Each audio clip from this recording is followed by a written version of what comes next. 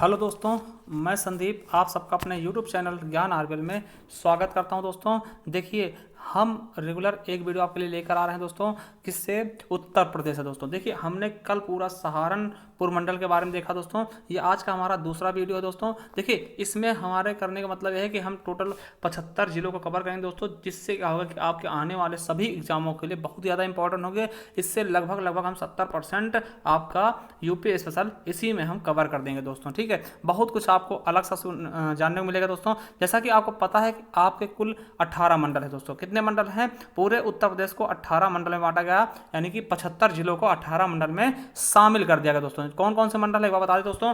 सहारनपुर मंडल, मेरठ मंडल, मुरादाबाद मंडल, अलीगढ़ मंडल, आगरा मंडल, बरेली मंडल, कानपुर मंडल, लखनऊ मंडल, झांसी मंडल, चित्रकूट मंडल और प्रयागराज मंडल, अयोध्या मंडल, देवी पाटन मंडल, बस्ती मंडल और गोरखपुर मंडल। 15वां का गोरखपुर और 16 है आजमगढ़ मंडल, 17 वाराणसी मंडल और 18वां क्या है मिर्जापुर मंडल दोस्तों। ठीक है, तो आप यूपी का नक्शा देख रहे होंगे दोस्तों। थोड़ा सा इसमें हम बता देते हैं हल्का फुल्का दोस्तों। जैसा कि हमने पहले वीडियो में बताया दोस्तों कि सहारनपुर क्या है दोस्तों। सहारनपुर सबसे उत्तरी जिला है दोस्तों। उत्तर प्रदेश से सबसे उत्तरी जिला है, जो कि हिमाचल प्रदेश से सबसे उत्तर में लगता है दोस्तों, ये भी याद रखेंगे। और सहारनपुर एक ऐसा जिला है दोस्तों जो 3 राज्यों को छूता है। इस तरफ आपका एचआर हरियाणा से लगेगा, फिर यहाँ पे एचपी हिमाचल प्रदेश से होगा और यहाँ पे क्या होगा यूके उत्तराखंड से लगेगा इस तरफ से दोस्तों। ठीक है, अब बात करते हैं सबसे पश्चिमी जिला। तो ये आपका उसके नीचे जस्ट दिख रहा होगा शामली दोस्तों, जिसे मुजफ्फरनगर से काटकर बनाया गया था दोस्तों। ठीक है, तो ये आपका क्या है दोस्तों, ये सबसे पश्चिमी जिला है दोस्तों। हरियाणा के साथ में अपनी सीमा साझा करता है सबसे पश्चिमी जिला। वही अगर सबसे पूर्वी जिला की बात करते हैं दोस्तों, तो सबसे पूर्वी जिला आपका ये दिख रहा है, ये आपका बलिया है दोस्तों। ये सबसे पूर्वी जिला हो जाएगा दोस्तों, और ये आपको किससे लगता है, बिहार के साथ सीमा साझा करता है। वहीं अगर देखते हैं सबसे दक्षिणी जिला दोस्तों, तो सोनभद्र है दोस्तों। और सोनभद्र सबसे दक्षिणी जिला है और इसकी खासियत क्या है दोस्तों, ये 4 राज्यों को स्पर्श करता है दोस्तों। एकमात्र जिला भारत का है जो 4 राज्यों को स्पर्श करता है दोस्तों। कौन सा है? सोनभद्र। देखिए किसको किसको आपको पता होगा, एमपी, ठीक, मध्य प्रदेश को, झारखंड को, छत्तीसगढ़ को दोस्तों, और इस साइड में बिहार को स्पर्श करता है दोस्तों।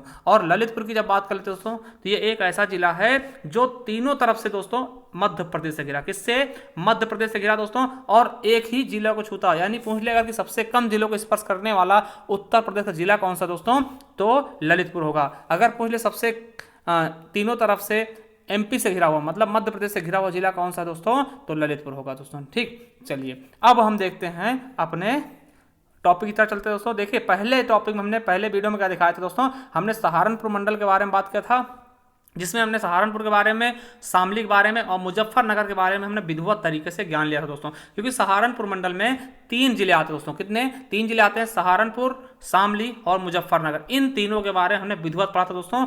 आज चलते हैं हम अगले मंडल के बारे में, नेक्स्ट मंडल के बारे में देखने वाले दोस्तों। तो आज हमारा दूसरा वीडियो है, तो चलिए शुरू करते हैं। ठीक दोस्तों, तो देखिए, अगर आपने पहला वीडियो नहीं देखा तो हम लिंक दे देंगे दोस्तों, या फिर आप हमारे प्लेलिस्ट में जाएंगे दोस्तों, वहां पे आपको उत्तर प्रदेश स्पेशल के नाम की प्लेलिस्ट मिलेगी दोस्तों, वहां पर आपको लगा हुआ मिल जाएगा दोस्तों। ठीक है, तो वहां जाकर के देख सकते हैं दोस्तों। तो चलिए आज हम देखेंगे कौन से मंडल के बारे में। पहले हम देखते हैं बुंदेलखंड क्षेत्र के बारे में दोस्तों। देखिए, बुंदेलखंड क्षेत्र आता है आपके दक्षिणी जिला दोस्तों, दक्षिणी साइड का आता है, ये बुंदेलखंड के अंतर्गत आता है दोस्तों। इसके अंतर्गत 7 जिले होते हैं दोस्तों, लगभग 7 जिले आते हैं। और यहीं से क्वेश्चन कई बार बना है, 2 बार क्वेश्चन पूछा गया यूपी पुलिस में कि निम्नलिखित में से बुंदेलखंड का क्षेत्र कौन सा नहीं है दोस्तों। तो ये 7 जिले हैं दोस्तों। आप देखेंगे झांसी, ललितपुर, जालौन, चित्रकूट, बांदा, हमीरपुर और महोबा, ये क्या है, बुंदेलखंड के क्षेत्र में आते हैं दोस्तों। ये पहाड़ी इलाका होते हैं दोस्तों, दक्षिण में पाए जाते हैं दोस्तों। ठीक, उत्तर प्रदेश के दक्षिणी इलाके में ये होते हैं दोस्तों। ठीक, तो ये क्या है, आपके बुंदेलखंड क्षेत्र में आते हैं दोस्तों। ठीक है, तो देखिए इनके बारे में हम थोड़ा अच्छे से स्टडी करेंगे दोस्तों। ठीक है, तो इनके बारे में थोड़ा अच्छे से देखने की कोशिश करेंगे दोस्तों। ठीक है, तो आपको बता दें दोस्तों, देखिए इनके अंतर्गत, देखिए बुंदेलखंड क्षेत्र के अंतर्गत इनको 2 मंडलों में बांट देगा दोस्तों। कौन से मंडल है दोस्तों? झांसी मंडल है दोस्तों, जिसके अंतर्गत कौन कौन से जिले आएंगे दोस्तों? 3 जिले आते हैं, झांसी, ललितपुर और जालौन दोस्तों। ठीक है, फिर चित्रकूट मंडल है दोस्तों। इसमें कितने जिले आएंगे दोस्तों? 4 जिले। कौन कौन से? चित्रकूट, बांदा, हमीरपुर और महोबा दोस्तों। तो आज हम किसके बारे में देखेंगे दोस्तों? आज हम पहले बुंदेलखंड के बारे में देखेंगे दोस्तों, उसके बाद हम झांसी मंडल के तीनों जिले देखेंगे, झांसी के बारे में, ललितपुर के बारे में और जालौन के बारे में दोस्तों। उसके बाद जो हमारा नेक्स्ट वीडियो होगा दोस्तों, वो चित्रकूट मंडल पे होगा दोस्तों, क्योंकि ये भी क्या है दोस्तों, बुंदेलखंड का इलाका है दोस्तों। तो हम दोनों को कवर कर लेंगे दोस्तों। अगले वाले वीडियो में हम ये चित्रकूट मंडल के बारे में देखेंगे, आज हम झांसी मंडल के बारे में देखेंगे। मगर उसके पहले हम बुंदेलखंड से किस प्रकार का क्वेश्चन पूछा था आपके एग्जाम में दोस्तों, वो हम देखने वाले दोस्तों। तो सबसे पहले हम बुंदेलखंड के बारे में देखेंगे, फिर बुंदेलखंड के अंदर आने वाले जो मंडल है दोस्तों उनके बारे में भी हम देखेंगे दोस्तों। मगर ये चीज़ आप जरूर याद रखना दोस्तों कि बुंदेलखंड के जो इलाके हैं दोस्तों, इनके बारे में आप जरूर याद रखेंगे दोस्तों। तो चलिए सबसे पहले हम बुंदेलखंड के बारे में देखते हैं, यहाँ से किस प्रकार के क्वेश्चन पूछे जाएंगे दोस्तों। देखिए अगर बात करते हैं बुंदेलखंड के नामकरण की दोस्तों, तो ऐसा माना जाता है कि रघुवंशी हेमकरण बुंदेला के नाम पर ही भूमि का नाम क्या, बुंदेलखंड हुआ। किसके नाम पर, रघुवंशी हेमकरण बुंदेला के नाम पर ही इसका नाम बुंदेलखंड पड़ा दोस्तों। और सबसे इंपॉर्टेंट क्वेश्चन दोस्तों, ये आपके पुलिस में आया हुआ क्वेश्चन है कि 6ठी सदी बीसी के दौरान उत्तर प्रदेश के बुंदेलखंड को छेदी नाम से जानते हैं, छेदी या चेद नाम से दोस्तों, छेद या चेद कहा जाता था दोस्तों। यह आपके उत्तर प्रदेश पुलिस का क्वेश्चन है 2018 का। तो याद रखेंगे दोस्तों कि बुंदेलखंड को 6ठी सदी बीसी में क्या कहा जाता था दोस्तों, छेद या फिर चेदी कहा जाता था दोस्तों, ठीक, छेदी या चेदी दोस्तों, ठीक। तो ये चीजें आपको याद रखना है। ये क्वेश्चन आपका यूपी पुलिस में पूछा गया दोस्तों 2018 में। वहीं एक क्वेश्चन और पूछा गया था दोस्तों कि चंदेल शासन के दौरान उत्तर प्रदेश का बुंदेलखंड को, ठीक है, उत्तर प्रदेश के यहाँ पे क्या कर लेना, बुंदेलखंड को दोस्तों जीजक भुक्ति या जयहोटी के नाम से भी जाना जाता था दोस्तों। किस किस नाम से, छेदीवास नाम से और जीजक भुक्ति या फिर जयहोटी नाम से जाना जाता था। ये भी क्वेश्चन आपके यूपी पुलिस में आया, यानी कि आपके क्वेश्चन पेपर के लिए दोस्तों, आपके किसी भी एग्जाम के लिए दोस्तों बुंदेलखंड का बहुत बड़ा योगदान है। कहीं ना कहीं जरूर एक ना एक क्वेश्चन जरूर पूछा जाएगा दोस्तों। कि इस बार भी हमें पूरा विश्वास दोस्तों कि इन वीडियो से एक आध क्वेश्चन जरूर बनेगा दोस्तों, ठीक। तो याद रखेंगे कि इसे क्या क्या बोलते हैं, जीजक भुक्ति और छेदी दोस्तों, ठीक। तो ये चीज आपके लिए इंपॉर्टेंट दोस्तों, दोनों चीजें आपकी पूछी जा चुकी है। देखिए प्रमुख व्यक्ति कौन कौन से दोस्तों, इसके बारे में बात करते हैं थोड़ा सा हम। देखिए महर्षि पराशर दोस्तों, वेद व्यास जी, कुंभज और महर्षि उद्दलायक दोस्तों, ठीक है, और जो लोमस महर्षि ऋषि हैं दोस्तों, इनका जो है दोस्तों, इनका बुंदेलखंड के प्रकाट स्थली ये पावन धरती है दोस्तों, कि इनका जो ये मुनि है दोस्तों, ऋषि मुनि है, इनका नाता बुंदेलखंड की धरती से रहा है दोस्तों। इसके अलावा दोस्तों देखते हैं कि तुलसीदास हो गए, केशवदास हो गए, भूषण हो गए, जगनिक हो गए, बीरबल हो गए, तो बीरबल अकबर बीरबल वाले, छत्रसाल, हरदौल, आल्हा उदल दोस्तों, आल्हा उदल की सुनी होगी आपने, ठीक है, आल्हा सुना होगा आपने, वीर रस का सबसे अच्छा उदाहरण दोस्तों। रानी लक्ष्मीबाई आदि विभूतियों से संबंधित क्षेत्र दोस्तों, इन्होंने कहीं ना कहीं कोई किसी ना किसी ने जन्म लिया या फिर यहीं पर बस गए दोस्तों, किसी न किसी कारण से ये इन्होंने अपने बुंदेलखंड का दोस्तों नाम बहुत ही ज्यादा ऊंचा किया दोस्तों, ठीक है। चलिए अब देखिए यहाँ की बुंदेली का मतलब कि यहाँ की बोली क्या है दोस्तों, बुंदेलखंड की बोली क्या है दोस्तों, बुंदेली है, जो कि सौर सेनी अभ्रंश से निकली दोस्तों। किससे, सौर सेनी अभ्रंश से दोस्तों, ठीक है, किससे, सौर सैन्य अभ्रंश दोस्तों। और ये पूर्वी हिंदी के अंतर्गत आती है अवधि, देखिए ये आपके पश्चिमी हिंदी के अंतर्गत आएगी दोस्तों, ठीक। तो ये चीज याद रखेंगे दोस्तों कि इसकी बोली क्या है, ये पूछ लेगा बुंदेलखंड की बोली कौन सी दोस्तों, कौन सी बोली बोली जाती है, या फिर बुंदेलखंड के कोई भी राज्य जिला पूछ ले, जालौन में कौन सी बोली होगी दोस्तों, है ना, बांदा में कौन सी, चित्रकूट में कौन सी दोस्तों। ये चीजें आपको याद रखना और अच्छे से बताना दोस्तों, ठीक। तो ये चीज आपको कंफर्म हो गया होगा कि यहाँ पे किसका किसका जन्म हुआ दोस्तों, ये पूछ लेंगे दोस्तों, इनके नाम जरूर याद रखना, पूछ लेंगे। जगनी के संबंधित है दोस्तों, है ना, आल्हा कहाँ के थे, तो बुंदेलखंड से दोस्तों, ठीक है। अब देखिए सबसे इंपॉर्टेंट यहाँ की विशेषता क्या है दोस्तों, कृषि संबंधित, तो कुछ विशेषताएं देखते हैं दोस्तों। बुंदेलखंड क्षेत्र में अरहर, चना, नींबू, हल्दी, अदरक, ज्वार, कोदो, पान आदि की खेती की जाती है दोस्तों पर्याप्त मात्रा में। अरहर देखिए यहाँ पे क्या होता है दोस्तों, नमी कम होती है दोस्तों, सूखा होता है हल्का सा दोस्तों, यहाँ पे पानी की दिक्कत होती है दोस्तों, तो इसलिए यहाँ पे क्या करते हैं, जो चीज कम पानी में उपलब्ध हो जाए दोस्तों, कम पानी में जिस चीज की खेती हो जाए दोस्तों, वो चीजें यहाँ पर विधिवत रूप से लगा दी जाती है दोस्तों, ठीक है। क्योंकि आपको पता है ये किसकी पहाड़ियां हैं दोस्तों, बिंद की पहाड़ियां होती है दोस्तों इसके ऊपर, ठीक दोस्तों। तो ये चीजें आपको पता होगा, इसे हम दक्षिण का पठारी या पहाड़ी भाग भी कहते हैं दोस्तों, ठीक है। इस क्या कहते हैं दोस्तों, दक्षिण का पठारी या पहाड़ी भाग भी कहते हैं दोस्तों, ठीक। तो ये चीजें आपको याद रखनी दोस्तों, ठीक है। तो देखिए और यहाँ पर सिंचाई, देखिए क्वेश्चन आएगा कि अधिकतर सिंचाई जो है तालाबों और पोखरों से किस क्षेत्र में की जाती है, पूर्वोत्तर क्षेत्र में या फिर बुंदेलखंड क्षेत्र में या फिर रुहेलखंड क्षेत्र में या फिर अवध क्षेत्र में दोस्तों, कहाँ लगाओगे आप टिक, तो आपको बुंदेलखंड बताना। मतलब यहाँ पर अधिकतर सिंचाई किससे, तालाब और पोखरों से की जाती है दोस्तों, ठीक है। और एक चीज यहाँ पर क्या होता है, सिंचाई का माध्यम क्या होता है दोस्तों, ज्यादातर ड्रिप या स्प्रिंकलर सिंचाई तकनीकी द्वारा। ये क्या होता है दोस्तों, देखिए एक पाइप से होती है दोस्तों, इसका आगे का सिरा क्या होता है, बंद होता है दोस्तों, और यहाँ पे छेद कर दिए जाते हैं, पाइप में छेद कर दिए जाते हैं दोस्तों, जिससे क्या होता है कि जिसको जितनी जरूरत होती है दोस्तों पेड़ पे उतना ही पानी पहुंच पाता है, मतलब पानी का वेस्टेज कम होता है दोस्तों, ठीक है। तो ये चीजें, ये क्या होता है, ड्रिप या टपक सिंचाई भी बोलते हैं दोस्तों इसको, तो ये चीजें भी याद रख लेंगे। कहाँ पे चलाई जाती है, बुंदेलखंड क्षेत्र में दोस्तों। अगला है कि बुंदेलखंड क्षेत्र में ऑर्टिजन वेल यानी पाताल तोड़ कुआं चलाया गया था, और योजना चलाई गई थी, कौन सा योजना, पाताल तोड़ कुआं योजना चलाई गई थी दोस्तों, कहां पे, बुंदेलखंड क्षेत्र में दोस्तों।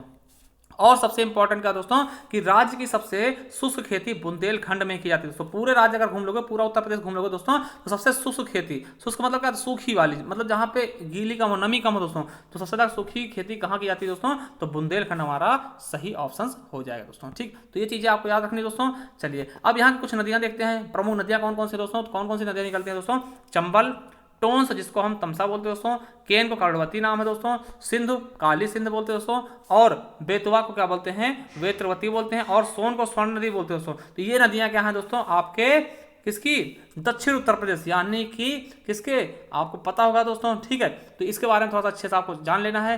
ठीक, ये नदियां हैं। और प्रमुख मिट्टी कौन सी है, लाल मृदा दोस्तों, काली मिट्टी थोड़ी बहुत मिल जाती है दोस्तों, जिससे कपास की खेती की जाती है ना दोस्तों, काली मिट्टी और रेगुर मिट्टी भी कहते हैं ना दोस्तों, तो आपको पता होगा। ठीक है, परवा या फिर पड़वा मिट्टी, मार या माड़ मिट्टी, राकर या राकड़ मिट्टी, या भोंटा मृदा भी यहाँ पाई जाती है दोस्तों। ज्यादातर यहाँ पे लाल मिट्टी जैसी होती है दोस्तों, क्योंकि यहाँ पे क्या चट्टाने होती है, उन्हीं से टूट टूट के दोस्तों मिट्टियों का निर्माण हुआ है दोस्तों। ठीक है, एक चीज और याद रखेंगे दोस्तों, बुंदेलखंड एक्सप्रेसवे दोस्तों, ये कहाँ शुरू होगा दोस्तों, चित्रकूट से शुरू होकर किन किन जिलों को जोड़ेगा दोस्तों, बांदा, हमीरपुर, महोबा, जालौन, औरैया, इटावा होते हुए दोस्तों आगरा लखनऊ एक्सप्रेसवे में जुड़ेगा दोस्तों। ठीक है, किसमें, आगरा लखनऊ एक्सप्रेसवे में जोड़ दिया जाएगा दोस्तों, जिससे क्या होगा कि यहाँ का यातायात बहुत अच्छे से सुचारू रूप से चल सकेगा दोस्तों। और इसकी लंबाई लगभग कितनी होगी, 296 किलोमीटर दोस्तों।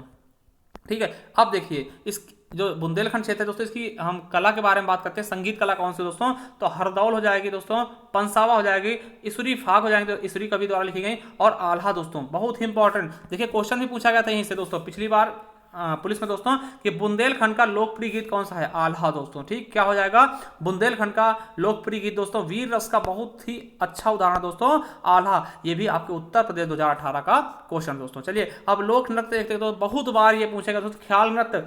देखिए क्वेश्चन आएगा कि ख्याल नृत्य कब मनाया था दोस्तों, या फिर पूछ लेंगे कि पुत्र के जन्मोत्सव पे कौन सा नृत्य होता है दोस्तों। ये चीजें आपको बहुत इंपॉर्टेंट दोस्तों, हर एक नृत्य किसी न किसी एग्जाम में जरूर पूछा गया दोस्तों। तो बुंदेलखंड से संबंधित दोस्तों नृत्य हैं कि देखिए ख्याल नृत्य किसके समय में, जब पुत्र जन्मोत्सव होता है दोस्तों, अगर किसी के यहाँ लड़का जन्म लेता है दोस्तों, तो बुंदेलखंड में उसके यहाँ ख्याल नृत्य होता है दोस्तों। और देखिए धुरिया नृत्य किसके द्वारा दोस्तों, कुम्हारों द्वारा, कुम्हार द्वारा क्या होता है दोस्तों, धुलिया नृत्य दोस्तों, धुलिया नृत्य। ठीक है, अब देखिए सबसे इंपॉर्टेंट क्या है दोस्तों, ये वाला, ये IMP कर लेना दोस्तों, सैरा, सौरा या सायरा नृत्य दोस्तों, फसल की कटाई पे, क्योंकि दोस्तों आपको पता है कि बुंदेलखंड में सूखा होता है दोस्तों, अगर किसी किसान घर अगर सही से फसल तैयार हो जाती है दोस्तों, काट घर चली जाती है दोस्तों, तो वो बहुत ही खुशी मनाते हैं दोस्तों, और उस खुशी पे जो नाच होता है, डांस होता है, नृत्य होता है दोस्तों, उसे हम सैरा या फिर सायरा बोलते हैं दोस्तों। तो ये वेरी वेरी इंपॉर्टेंट दोस्तों, कई बार ये क्वेश्चन पूछा जा चुका दोस्तों। ठीक है, अगला है घोड़ा नृत्य दोस्तों।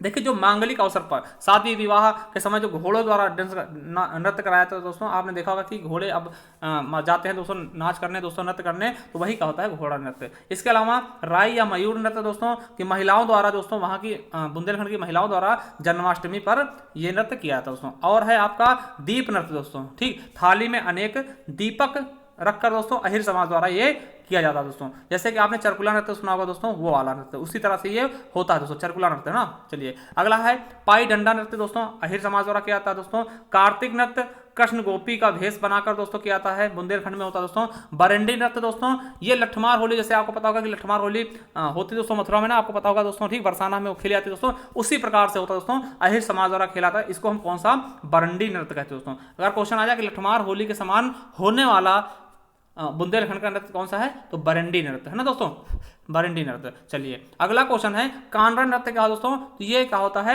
विवाह के समय दोस्तों। ठीक, विवाहोत्सव पर क्या होता है, धोबी समाज में होता है दोस्तों कौन सा, कांडा नृत्य। और एक नृत्य है आपका देवी नृत्य, ये भी बुंदेलखंड से संबंधित है दोस्तों। देखिए कुछ नृत्य जो है दोस्तों मिर्जापुर सोनभद्र से संबंधित है, इनको देख लेंगे, जैसे कर्मा और सीला नृत्य, ये खरवार जो जनजातियां दोस्तों उनके द्वारा की जाती है दोस्तों। ठीक, ये मिर्जापुर सोनभद्र में की जाती है दोस्तों, ये जनजाति होती है दोस्तों, हमने बताया था जनजाति बारे में हम पढ़ा देंगे दोस्तों, तो वहां पे ये नृत्य किया जाता है दोस्तों। ठीक, और एक होता है ठडिया नृत्य, ये क्या होता है दोस्तों, सरस्वती की वंदना करते हैं दोस्तों। इस पे क्या होता है, सरस्वती के चरणों में फूल अर्पित करते हैं दोस्तों। ठीक है, उनकी वंदना की जाती है सरस्वती माता की, उसमें ये नृत्य किया जाता है दोस्तों। ठीक है, चलिए अगला देखते हैं दोस्तों, अगला क्या है, चौलर नृत्य। देखिए चौलर नृत्य, जिससे हमने देखा सौरा नृत्य दोस्तों, वही उसी तरह से चौलर नृत्य होता है दोस्तों। सौरा नृत्य हमने इसमें क्या देखा था कि फसल कटाई समय दोस्तों, ये भी वैसा ही है दोस्तों, जब अच्छी वर्षा होती है दोस्तों, क्योंकि वर्षा वहां पे होती नहीं दोस्तों, और अच्छी वर्षा होती है और फसल कटाने जब कट जाता है दोस्तों तभी ये नृत्य होता है, उसे हम चौला नृत्य कहते हैं दोस्तों। ठीक है, अगला है ढर कहरी नृत्य दोस्तों,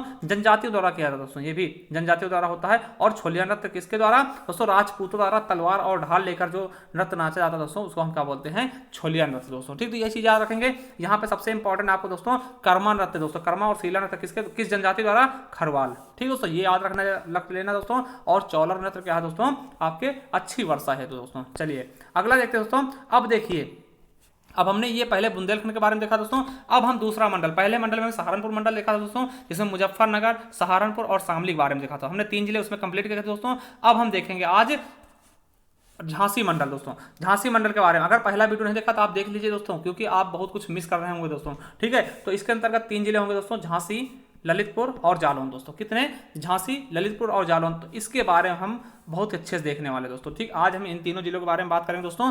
पहला शुरू करते हैं दोस्तों झांसी के बारे में। देखिए हमने यहाँ पे 4 क्रमांक क्यों लिखा दोस्तों, 1 क्यों नहीं लिखा, क्योंकि हमने 3 जिलों के बारे में पहले पढ़ा दिया, सहारनपुर, शामली और मुजफ्फरनगर के बारे में। तो आज चौथा जिला कौन सा हो जाएगा हमारा, झांसी दोस्तों। इसी तरह से हम कोशिश करते हैं दोस्तों 75 जिलों के टॉपिक को पूरा करवाने के लिए दोस्तों। ठीक है, क्योंकि बहुत मेहनत लगती है दोस्तों, एक चीज ढूंढना पड़ता है, सर्च करना पड़ता है। ठीक है, तो बहुत ज्यादा टाइम लगता है दोस्तों। ठीक है, चलिए अब आपका फर्ज बनता है दोस्तों कि वीडियो को शेयर कर दे दोस्तों और लाइक वाइक कर दिया करिए। ठीक है दोस्तों, चलिए अब देखिए झांसी के बारे में बात करते हैं दोस्तों। तो इसका जिला मुख्यालय कहाँ है दोस्तों, तो झांसी में ही है दोस्तों। कहाँ है जिला मुख्यालय, तो झांसी में ही है दोस्तों। और इसका उपनेम क्या क्या है दोस्तों, तो इसको हम झांसी को किस नाम से जानते हैं दोस्तों, वीरभूमि या फिर बुंदेलखंड का हृदय भी कहते हैं, बुंदेलखंड का हृदय कहते हैं, और बुंदेलखंड का प्रवेश द्वार भी कहते हैं दोस्तों, और बुंदेली का केंद्र भी बोलते हैं दोस्तों। बुंदेली का केंद्र भी इसको कहा जाता है दोस्तों। क्या क्या कहते हैं, बुंदेलखंड का हृदय, वीरभूमि, बुंदेलखंड का प्रवेश द्वार या फिर बुंदेली का केंद्र दोस्तों। ठीक है, अब देखिए इसका क्षेत्रफल कितना है,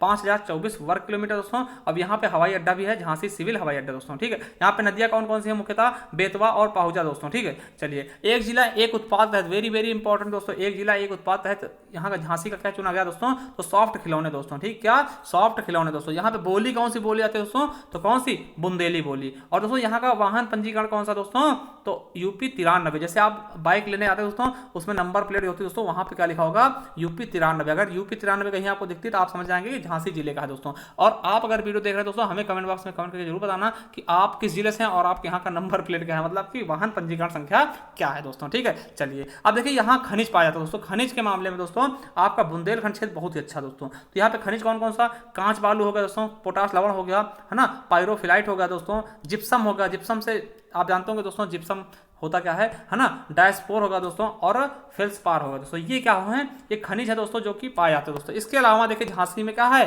ट्रांसफार्मर बनाने का कारखाना भी है दोस्तों, और सॉफ्ट खिलौना, 2 चीजों के लिए बहुत ही फेमस है दोस्तों। ठीक है, और यहाँ पे महोत्सव की बात करते हैं दोस्तों, तो एक झांसी महोत्सव लगता है दोस्तों, एक आयुर्वेद महोत्सव दोस्तों। ठीक, तो ये भी याद कर लेंगे दोस्तों, इंपॉर्टेंट है। ठीक दोस्तों, चलिए अब आगे देखते हैं अनुसंधान केंद्र दोस्तों। तो यहाँ पर कौन सा है, राष्ट्रीय चारा अनुसंधान केंद्र। कौन सा, राष्ट्रीय चारा अनुसंधान केंद्र। और परियोजना कौन सी दोस्तों, तो याद रखें कौन सी परियोजना है, शीतला जल विद्युत परियोजना दोस्तों, मोठ में है दोस्तों। ठीक है, तो याद रखेंगे। अब देखिए ताप विद्युत उत्पादन भी होता है दोस्तों, किस नाम से, परीक्षा ताप विद्युत संयंत्र। क्वेश्चन आएगा कि परीक्षा ताप विद्युत संयंत्र कहाँ है दोस्तों, तो आपको बता देना है कहाँ पे है, झांसी में। और किस नदी पर है दोस्तों, तो बेतवा नदी पे। किस पे, बेतवा नदी पे दोस्तों। और पर्यटन के मामले में दोस्तों यहाँ से एक क्वेश्चन आपको बनेगा और बनता भी है दोस्तों। तो सबसे इंपॉर्टेंट का दोस्तों आपको बता दें कि यहाँ पे गुप्तकालीन मंदिर है, कौन सा, देवगढ़ का मंदिर दोस्तों। वेरी वेरी इंपॉर्टेंट, इसको तो आप हाईलाइट कर लेंगे, इसको जरूर याद करेंगे दोस्तों। ठीक है, कि आपका झांसी में क्या है दोस्तों, गुप्तकालीन मंदिर देवगढ़ में। ठीक दोस्तों, तो ये देवगढ़ का मंदिर आ जाएगा दोस्तों, किस काल का है, तो गुप्तकालीन। क्वेश्चन आएगा गुप्तकालीन मंदिर की विवेचना कीजिए दोस्तों, कौन सा गुप्तकालीन मंदिर है दोस्तों, उसमें आप याद रखेंगे देवगढ़ का देवगढ़ मंदिर दोस्तों जो है कहाँ है, आपका झांसी में। और कैथोलिक चर्च दोस्तों। उसके अलावा झांसी के किला, आपको पता होगा झांसी का किला दोस्तों, रानी लक्ष्मीबाई का महल दोस्तों, वहीं से बिलोंग करती थी दोस्तों। ठीक है, वहीं पर लड़ाई भी की थी उन्होंने, 1857 की क्रांति में भाग भी लिया था दोस्तों। ठीक है, सागर का किला दोस्तों, लक्ष्मी ताल है दोस्तों, और मेहंदी बाग। ठीक, गढ़ कुंडार, चराय मठ दोस्तों। ठीक है, और सुकवा डुकवा जो बांध है दोस्तों, ये भी यहीं पर है दोस्तों। और महादेव मंदिर भी आपका झांसी में है दोस्तों। देखिए अब इंपॉर्टेंट दोस्तों, यहां से क्वेश्चन आपके बन सकते हैं दोस्तों। क्या बन सकते हैं कि कुछ कवि हैं दोस्तों, कुछ लोग हैं जिनकी जन्म स्थली क्या है आपकी झांसी है दोस्तों। जैसे मैथिली शरण गुप्त दोस्तों, वेरी वेरी इंपॉर्टेंट, ये क्वेश्चन आपके एग्जाम में पूछा भी जा चुका दोस्तों और आगे भी पूछे जाने की संभावना है दोस्तों। ठीक है, तो मैथिली शरण गुप्त का जन्म भी झांसी में हुआ था। किस गांव में? चिरगांव, झांसी के चिरगांव में मैथिली शरण गुप्त का जन्म होता दोस्तों। और मैथिली शरण गुप्त को हम किस नाम से जानते हैं दोस्तों? राष्ट्र कवि के नाम से दोस्तों। ये हिंदी का क्वेश्चन भी बन सकता है कि मैथिली शरण गुप्त को किस नाम से जानते हैं, तो राष्ट्र कवि के नाम से दोस्तों। और इनकी रचनाएं कुछ देख लेंगे, याद कर लेंगे, बहुत ही ज्यादा इंपॉर्टेंट है दोस्तों। कौन कौन सी रचनाएं मैथिली शरण गुप्त की हैं? तो भारत भारती, ठीक दोस्तों, Saket, very very important, Yashodhara बहुत ही ज्यादा इंपॉर्टेंट, जयद्रथ वध और द्वापर दोस्तों, ये वेरी इंपॉर्टेंट है, इनको तो आप लिख ही लोगे दोस्तों और मोस्ट इंपॉर्टेंट लगा लेंगे, कहीं ना कहीं जरूर मिल जाएंगे आपको। दूसरे दोस्तों हैं बृंदालाल वर्मा, इनका जन्म मऊरानी झांसी में हुआ। कहाँ पे? मऊरानी झांसी। और ये दोनों क्वेश्चन आपके पिछले एग्जाम में पूछे भी जा चुके दोस्तों, यूपी पुलिस में दोस्तों। ठीक है, तो इनका जन्म मऊरानी में हुआ दोस्तों। और इन्हें कहते क्या है बृंदालाल वर्मा को? बुंदेलखंड का चंद्रवरदाई। क्या बोलते हैं दोस्तों? बुंदेलखंड का चंद्रवरदाई इनका निक नेम है दोस्तों, उपनाम है। जैसे कि मैथिली शरण गुप्त को क्या बोलते थे? राष्ट्र कवि दोस्तों। और इनकी रचना वेरी इंपॉर्टेंट दोस्तों, क्या है रचनाएं? मृगनयनी और रानी, झांसी की रानी दोस्तों। ठीक है, मृगनयनी और झांसी की रानी दोस्तों। और तीसरी जो फेमस चेहरा है दोस्तों, झलकारी बाई, आप इनको जानते होंगे दोस्तों, बहुत ही अच्छी वीरांगना थी दोस्तों। ठीक है, और सबसे इंपॉर्टेंट दोस्तों, मोस्ट इंपॉर्टेंट लगा लीजिए दोस्तों कि उत्तरी दक्षिणी एवं पूर्वी पश्चिमी जो गलियारा गुजरता है दोस्तों, ठीक है, उत्तरी दक्षिणी और पूर्वी पश्चिमी जो गलियारा गुजरता है दोस्तों, वो आपका झांसी पे दोनों एक दूसरे को काटते हैं। मतलब मान लीजिए ये आपका, देखिए किस तरह समझिएगा, देखिए मान लीजिए ये उत्तरी दक्षिणी दोस्तों जा रहा है, ये उत्तरी दक्षिणी गलियारा जा रहा है और ये पूर्वी पश्चिमी गलियारा जा रहा है, जो दोनों आपस में कहीं काटते हैं दोस्तों। तो वो स्थान क्या है? ये यहाँ पर जैसे काट रहे हैं तो ये आपका क्या है? झांसी में ही काटते हैं दोनों आपस में दोस्तों। ठीक है, तो ये चीज भी आपको याद रखना दोस्तों। अब देखिए सीमा साझा किससे करता है झांसी? तो एकमात्र राज्य है दोस्तों, कौन सा? मध्य प्रदेश के साथ सीमा साझा करता है क्या?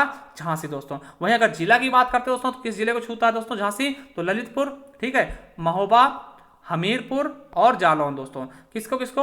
ललितपुर, महोबा, हमीरपुर और जालौन को दोस्तों ये छूता है दोस्तों। कौन? झांसी। झांसी की सीमाएं चार जिलों छूती हैं, ललितपुर, महोबा, हमीरपुर और जालौन को दोस्तों। चलिए अब देखते हैं विशेष क्या है दोस्तों, झांसी के बारे में विशेष क्या है दोस्तों। झांसी बंगरा नामक पहाड़ी पर स्थित है। कौन से? बंगरा नामक पहाड़ी पर स्थित है दोस्तों। अब देखिए इसकी स्थापना की बात कर लेते हैं, झांसी की स्थापना कब हुई दोस्तों? झांसी की स्थापना 1631 ईस्वी में दोस्तों ओरछा शासक वीर सिंह बुंदेला ने की थी दोस्तों। किसने? वीर सिंह बुंदेला ने, ओरछा के शासक थे दोस्तों। ठीक है, 1631 में उन्होंने की थी दोस्तों। और एक चीज याद रखेंगे बहुत ही इंपॉर्टेंट दोस्तों कि 1857 की क्रांति गंगाधर राव की पत्नी महारानी लक्ष्मीबाई, कौन? महारानी लक्ष्मीबाई अंग्रेजों से मुकाबला करते हुए 8 जून 1858 को वीर गति को प्राप्त हुई थी दोस्तों। और इनके बचपन का नाम क्या था? मणिकर्णिका, यानी मनु, लोग प्यार से मनु भी कहते थे दोस्तों। ठीक है, और यहीं पर क्या है दोस्तों?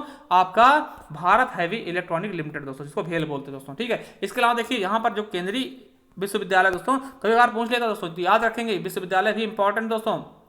यहाँ का जो केंद्रीय विश्वविद्यालय है उसका नाम क्या है? रानी लक्ष्मीबाई केंद्रीय कृषि विश्वविद्यालय दोस्तों। क्या नाम है? रानी लक्ष्मीबाई केंद्रीय कृषि विश्वविद्यालय झांसी। ये कब स्थापना हुई थी इसकी? 2014 में दोस्तों। ठीक है, केंद्रीय विश्वविद्यालय हो गया, कृषि विश्वविद्यालय दोस्तों। इसके अलावा राजकीय विश्वविद्यालय की बात करते हैं दोस्तों, तो राजकीय विश्वविद्यालय कौन सा दोस्तों? मैथिली शरण गुप्त, क्योंकि मैथिली शरण गुप्त भी यहीं के थे ना दोस्तों, झांसी के। तो मैथिली शरण गुप्त बुंदेलखंड विश्वविद्यालय झांसी, इसकी स्थापना 1975 में की गई थी दोस्तों। ठीक है, चलिए एक क्वेश्चन और है दोस्तों कि 1928 में झांसी से कृष्ण गोपाल शर्मा, कौन? कृष्ण गोपाल शर्मा ने एक पत्रिका संपादित की थी दोस्तों, जिसका नाम क्या था? क्रांतिकारी। तो पूछा जा सकता है कि क्रांतिकारी कहां से संपादित हुई दोस्तों? तो झांसी से। कब हुई? 1928 में। किसने की? कृष्ण गोपाल शर्मा ने दोस्तों। ठीक है, और एक चीज और याद रखेंगे दोस्तों, जो स्मार्ट सिटी मिशन लाया गया था, स्मार्ट सिटी योजना लाया गया था, उसके अंतर्गत झांसी जिला को भी चुना गया था। उत्तर प्रदेश के 10 जिलों में पहली बार जब 10 जिले चुने गए थे दोस्तों, उसमें झांसी का भी नाम आया था दोस्तों। और सबसे इंपॉर्टेंट क्या है दोस्तों? आज का दैनिक जागरण है दोस्तों। दैनिक जागरण आप जानते होंगे कि सर्वश्रेष्ठ अखबार है दोस्तों। ठीक है, तो सुप्रसिद्ध अखबार दैनिक जागरण का सर्वप्रथम प्रकाशन दोस्तों 1942 में झांसी से ही शुरू हुआ था दोस्तों।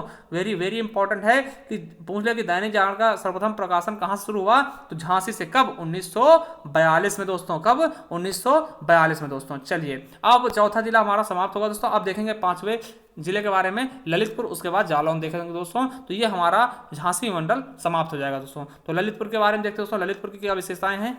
तो देखते हैं अब ललितपुर के बारे में दोस्तों। हमने झांसी के बारे में देख लिया, अब ललितपुर फिर जालौन। तो देखिए ललितपुर का जिला मुख्यालय कहाँ दोस्तों, तो ललितपुर में ही है दोस्तों। कहाँ है, ललितपुर में। इसका क्षेत्रफल कितना दोस्तों, तो 3689 वर्ग किलोमीटर दोस्तों। कितना, 3689 वर्ग किलोमीटर। अगर प्रमुख नदी की बात करें दोस्तों तो कौन सा हो जाएगा, बेतवा नदी दोस्तों। अब देखिए एक जिला एक उत्पाद के तहत कौन सा इसका उत्पाद चुना गया दोस्तों, तो कौन सा है, जरी सिल्क की साड़ी दोस्तों। ठीक है, जरी सिल्क की साड़ियां दोस्तों इसके लिए चुनी गई। अब यहाँ पे बोली क्या है दोस्तों, बोली आपको पता है बुंदेलखंड में बुंदेली ही बोली जाती है दोस्तों। कौन सी, बुंदेली। और यहाँ का वाहन पंजीकरण संख्या कौन सी दोस्तों, तो यूपी 94 दोस्तों। अगर आप कहीं से हैं दोस्तों तो आप हमें कमेंट बॉक्स में कमेंट करके जरूर बताइएगा दोस्तों कि आप कहाँ से हैं और आपका वाहन पंजीकरण संख्या क्या है दोस्तों। ठीक है, चलिए अब यहाँ का उद्योग क्या है दोस्तों, उद्योग ज्यादातर क्या है दोस्तों, जरी सिल्क की साड़ियाँ और बारूद फैक्ट्री दोस्तों यहाँ पर है दोस्तों। ठीक है, याद रखेंगे बारूद फैक्ट्री भी कहाँ है दोस्तों, आपका ललितपुर में है दोस्तों। ठीक है, अब देखिए वन्यजीव विहार भी पड़ता है दोस्तों ललितपुर में।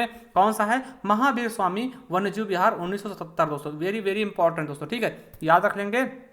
ठीक दोस्तों, अब देखिए खनिज की मात्रा। देखो यहाँ पे क्या होता है आपको दोस्तों कि बुंदेलखंड क्षेत्र जो है इससे खनिज से ही थोड़ा बहुत इसका क्या होता है, विकास होता है दोस्तों। ठीक है, खनिज ही पाया जाता है यहाँ पर। और पूरे भारत में केवल आपका बुंदेलखंड क्षेत्र है दोस्तों जहां पर खनिज पाया जाता है दोस्तों। ठीक है, देखिए कौन कौन सा, पायरोफिलाइट है ना, रॉक सल्फेट, तांबा दोस्तों। तांबा किस क्षेत्र में, सोनाराई क्षेत्र में दोस्तों। ठीक है, और तांबा के मामले में क्या है दोस्तों, उत्तर प्रदेश में ये प्रथम स्थान रखता है। प्लेटिनम और यूरेनियम दोस्तों केवल और केवल यही पाया था ललितपुर में ही। क्वेश्चन आएगा कि प्लेटिनम कहाँ पाया था उत्तर प्रदेश में दोस्तों, तो ललितपुर ही टिक कर दें क्योंकि ललितपुर में ही पाया था। वहीं यूरेनियम भी दोस्तों केवल ललितपुर में पाया था दोस्तों। ठीक है, अब डायस्पोर दोस्तों और ग्रेनाइट भी ललितपुर में पाया जाता है दोस्तों। ठीक है, तो देखिए अब पर्यटन स्थल दोस्तों, वेरी वेरी इंपॉर्टेंट क्वेश्चन है दोस्तों। अब पूछ लेगा कि देवगढ़ का दशावतार मंदिर कहाँ है दोस्तों, तो कहाँ पर है दोस्तों, ललितपुर में। किसके कालीन है दोस्तों, गुप्त कालीन दोस्तों। ये वेरी वेरी इंपॉर्टेंट, इसको तो आप मोस्ट इंपॉर्टेंट कर लेंगे दोस्तों। ठीक, मोस्ट इंपॉर्टेंट। ठीक है, अब देखिए यहाँ पर और क्या है पर्यटन स्थल दोस्तों, 31वें जैन मंदिर दोस्तों। ठीक है, 31वें जैन मंदिर है और माता टीला है दोस्तों।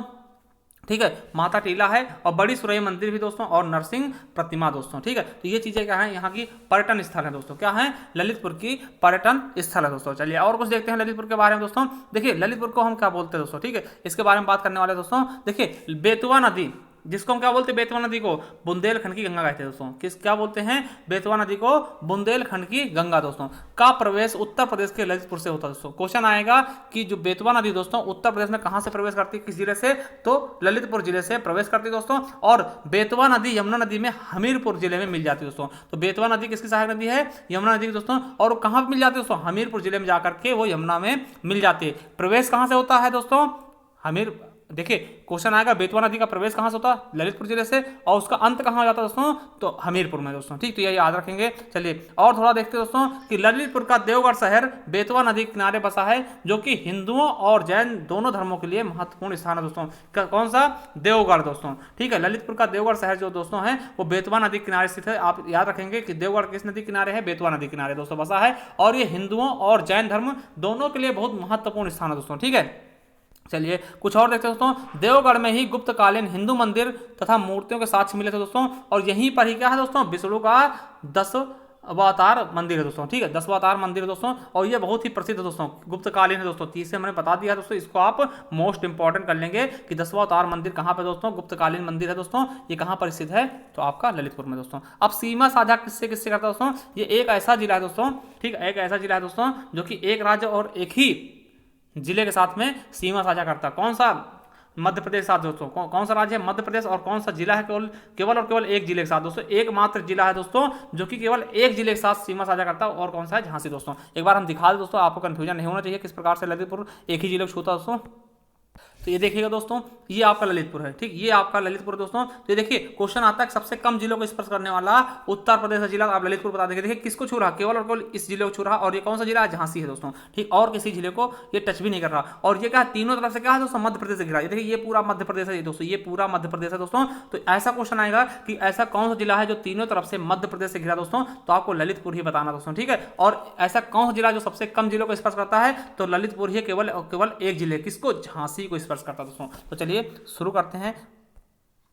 दोस्तों आप समझ गए होंगे, है ना, कि कहाँ पे किस केवल एक राज्य मध्य प्रदेश और एक जिला झांसी को स्पर्श करता है। अब देखिए इसकी विशेषता क्या है, जो क्वेश्चन पूछे जा सकते हैं दोस्तों, कि तीन तरफ से मध्य प्रदेश से घिरा हुआ उत्तर प्रदेश का एकमात्र जिला कौन सा है, तो आप कौन सा बता देंगे दोस्तों, ललितपुर। देखिए तीन तरफ से मध्य प्रदेश, हमने दिखाया दोस्तों कि इस तरह से पूरा क्या था, मध्य प्रदेश से घिरा हुआ था दोस्तों। तो ये क्वेश्चन आपके लिए बन सकता है दोस्तों। और दूसरा क्वेश्चन क्या बन सकता है, उत्तर प्रदेश का एकमात्र जिला जो सबसे कम जिलों को स्पर्श करता है, कौन है, ललितपुर। कितने जिले, एक जिला, मात्र एक जिला दोस्तों, किसको, झांसी को। और तीन तरफ से किससे घिरा है, मध्य प्रदेश से, भूलिएगा नहीं दोस्तों। और सबसे खास बात क्या है दोस्तों, कि उत्तर प्रदेश के ललितपुर जिले में सबसे कम मुस्लिम आबादी दोस्तों, ठीक है, सबसे कम मुस्लिम आबादी किस जिले में दोस्तों, तो ललितपुर जिले में। अब देखिए आपके मन में आ रहा है सबसे ज्यादा मुस्लिम आबादी किस जिले में दोस्तों, तो रामपुर, रामपुर है ना, आजम खान का क्षेत्र दोस्तों। तो ये भी याद रख लेंगे कि रामपुर में सबसे ज्यादा मुस्लिम दोस्तों, और ललितपुर में क्या है दोस्तों, सबसे कम मुस्लिम दोस्तों, ठीक है, सबसे कम मुस्लिम आबादी दोस्तों, ठीक है। चलिए अगला क्वेश्चन दोस्तों, उत्तर प्रदेश का सबसे कम जनघनत्व वाला जिला दोस्तों, ठीक है, कौन सा है, ललितपुर। देखिए जनघनत्व का थोड़ा समझा दे दोस्तों,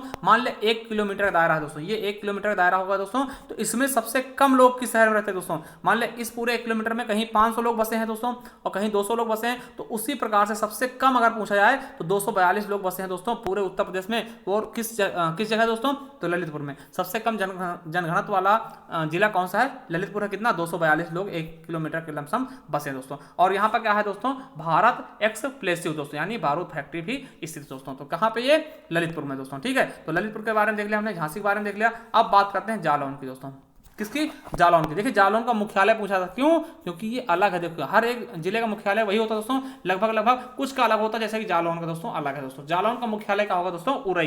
क्या होगा दोस्तों, उरई, है ना, जालौन उरई, ठीक, ये याद रख लेंगे दोस्तों। और इसका क्षेत्रफल कितना है, 4565 वर्ग किलोमीटर। कितना है, 4565 वर्ग किलोमीटर दोस्तों। और इसका उपनाम क्या है, बुंदेलखंड का पंजाब कहते हैं इसको। क्यों, देखिए इसको बुंदेलखंड का पंजाब कहते हैं, क्योंकि यहाँ पर 5 नदियां बहती दोस्तों, और फिर भी यहाँ का होता सूखा पड़ा रहता है दोस्तों, समझिएगा, ठीक। कौन कौन सी नदियां हैं दोस्तों, पहुज नदी, सिंध नदी, और कुनवारी नदी दोस्तों, चंबल नदी और यमुना नदी दोस्तों। और अगर बात करते दोस्तों इसके एक जिला एक उत्पाद का, ये क्वेश्चन आपके यूपी पुलिस में पूछा गया दोस्तों 2018 में, याद रखेंगे। क्या है जालौन का, जालौन लोन कैसे लोगे दोस्तों, कागज पे निर्मित करके दोस्तों, ठीक है। चेक कैसा होता दोस्तों, अगर किसी से लोन लेने जाओगे तो क्या देगा दोस्तों, कागज ही तो देगा, चेक देगा आपको। तो याद रख लेंगे, कागज कहाँ का दोस्तों, जालौन। लोन लेना है तो कागज में लेना पड़ेगा दोस्तों। तो ये चीजें कागज देना पड़ेगा तभी आपको लोन मिलेगा दोस्तों, ठीक है। तो जालौन का क्या हो जाएगा, हस्त निर्मित कागज दोस्तों। यहाँ की बोली क्या है दोस्तों, तो बुंदेली है दोस्तों। और यहाँ पर वाहन पंजीकरण कितना दोस्तों, तो वाहन पंजीकरण संख्या कितनी दोस्तों, तो यूपी